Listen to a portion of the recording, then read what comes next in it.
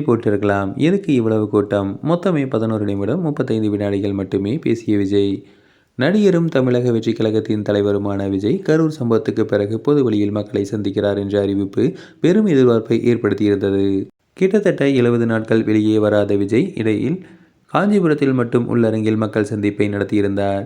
இந்த நிலையில் தமிழகம் மட்டுமல்லாது புதுச்சேரியிலும் அரசியல் கால் பதிக்க நினைத்த விஜய் அங்கும் பொதுக்கூட்டம் நடத்தப்படும் என அறிவித்திருந்தார். இன்று பொதுக்கூட்டம் நடைபெறும் என அறிவிக்கப்பட்டிருந்த நிலையில் ரோட் ஷோ உள்ளிட்டவைகளுக்கு அனுமதி மறுக்கப்பட்டது. மேலும் பொதுக்கூட்டத்திற்கு கடும் கட்டுப்பாடுகள் விதிக்கப்பட்டது. திட்டமிட்டபடி இன்று புதுச்சேரியில் உப்பளம் துறைமுகம் வளாகத்தில் விஜய் பொதுக்கூட்டம் நடைபெற்றது. 5000 பேருக்கு மட்டுமே அனுமதி என்ற உத்தரவை மீறி ஆயிரக்கணக்கானோர் பாஸ்கள் இன்றி அனுமதிக்கப்பட்டதால் காவல்துறையினர் கடும் வாக்குவாதத்தில் ஈடுபட்டனர். இந்த நிலையில் இன்றைய விஜய் பேச்சு ஏமாற்றம் அளிக்கும் வகையிலேயே இருந்தது.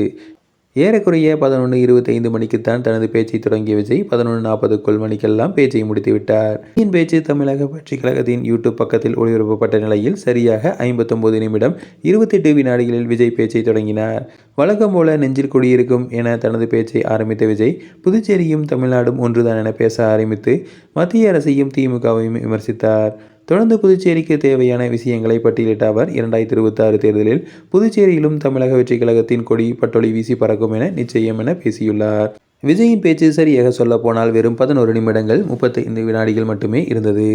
ஏறக்குறைய 12 நிமிடம் கூட இருக்கலாம். விஜய் வருகையை ஒட்டி 5 மணிக்கெல்லாம் புதுச்சேரி பல்வேறு பகுதிகளிலுமிருந்தும் ஆயிரக்கணக்கான தொண்டர்கள் அங்கு திரண்டனர்.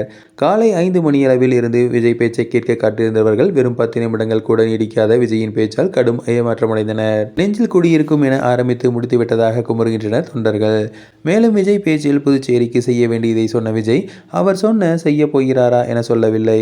தமிழகத்தை போல புதுச்சேரியில் ஆட்சி அமைக்க தேவையான கட்டமைப்பு, அடுத்த கட்ட திட்டங்கள், அடுத்து என்ன நடக்கப் போகிறது என எதையும் குறிப்பிடாமல் வெறும் வீடியோவில் பேசுவது போல பேசியிருப்பதாகவும் இதற்காக 5 மணி நேரத்திற்கும் மேலாக காத்திருந்தோம், இதற்கு வீடியோவை போட்டிருக்கலாம் என ஆதங்கத்தை தெரிவித்தனர் தொண்டர்கள்.